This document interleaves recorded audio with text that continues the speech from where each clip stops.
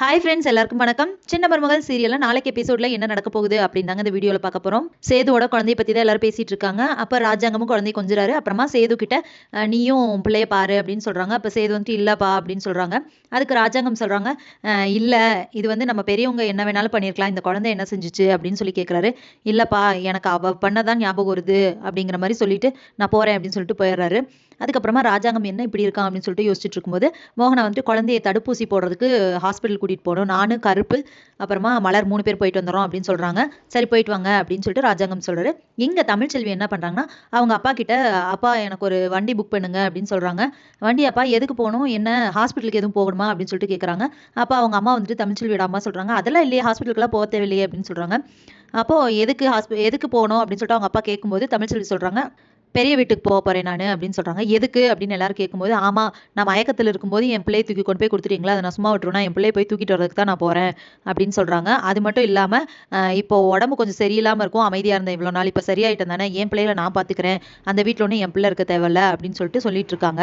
அதுக்கப்புறமா இங்க வந்துட்டு ஹாஸ்பிட்டல் போனாங்க இல்லையா, அப்போ நர்ஸ் கிட்ட தடுப்பூசி போடுறதுக்காக குழந்தை கொண்டு வந்திருக்கோன்னு சொல்றாங்க. அப்ப நர்ஸும் குழந்தைய வாங்கிட்டு போய் உள்ள படுக்க வைக்கிறாங்க.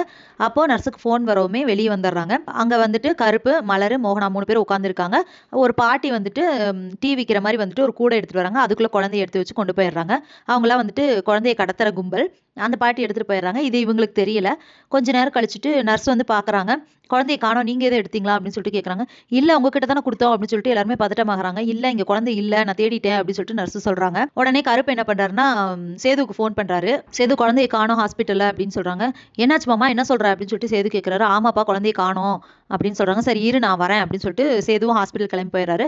அங்க போன உடனே நர்ஸ் வந்து கேட்கறாங்க, எங்க குழந்தை எங்கன்னு கேட்கும்போது நர்ஸ் வந்து இல்ல நான் உள்ளதான் வச்சிருந்தேன், படுக்க வச்சுட்டு ஃபோன் பேசுறதுக்கு வெளியே வந்து அதுக்குள்ள குழந்தைய காணோம் அப்படின்னு சொல்றாங்க. சரி சிசிடிவி ஃபுட்டேஜ் செக் பண்ணலாம் அப்படின்னு சொல்லிட்டு சேது சொல்றாரு.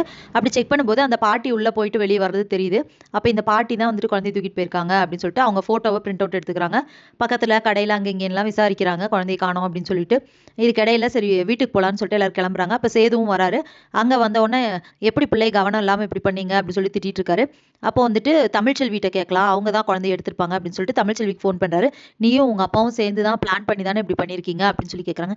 என்ன பிளான் பண்ணி என்ன பண்ணாங்க அப்படின்னு சொல்லிட்டு தமிழ்ச்செல்வி கேட்கும்போது, ஆமா பிள்ளையை நீங்க தானே தூக்கியிருக்கீங்க அப்படின்னு சொல்றாங்க. அப்ப தமிழ்ச்செல்வி என் பிள்ளையை காணோமா, உங்களால பாத்துக்க முடியலன்னா என்கிட்ட கொடுத்துருக்க வேண்டியதானே, என் பிள்ளை எங்க, ஐயோ என் பிள்ளையை காணோமா அப்படின்னு சொல்லிட்டு அழுகுறாங்க.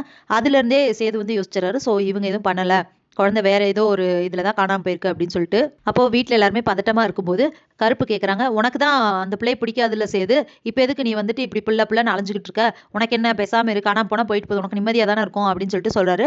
அப்போ வந்துட்டு சேது சொல்றாரு, என்ன வார்த்தை சொல்லிட்ட, 1000 தான் இருந்தாலும் அவன் என் பிள்ளை, என் ரத்தம், என் மவன் அவன் அப்படின்னு சொல்றாங்க. சோ இந்த வார்த்தையை அவர் வாயிலிருந்து வரணும் அப்படிங்கிறதுக்காக தான் கருப்பு அப்படிலாம் நடந்துக்கிட்டாரு. அதுக்கப்புறமா குழந்தையை தேடுறாங்க. தமிழ்ச்செல்வி ஒரு பக்கம் தேடுறாங்க, சேது ஒரு பக்கம் தேடுறாரு. குழந்தை கைக்கு கிடைக்குமா, இதுக்கெல்லாம் காரணம் யார், இப்படி குழந்தையை கடத்துறதுக்கு பிளான் பண்ணது யாரு, ஒருவேளை இதுக்கப்புறம் வந்துட்டு குழந்தை இப்படி தனித்தனியா இருக்க வேண்டாம், அம்மாவும் பிள்ளையுமா இருக்கணும் அப்படிங்கிறதுக்காக சேது தமிழ்ச்செல்வி கூட இருப்பாரு, இல்ல தமிழ்ச்செல்வி இவங்களுக்கும் வாரிசு தானே அப்படின்னு சொல்லிட்டு குழந்தையோட வந்து இருக்க போறாங்களா, இல்ல என்ன நடக்க போகுது அப்படிங்கறத இனி வர வீடியோல ஒன்னொன்னா பார்க்கலாம் ஃப்ரெண்ட்ஸ். அது வரைக்கும் வெயிட் பண்ணுங்க. நன்றி, வணக்கம்.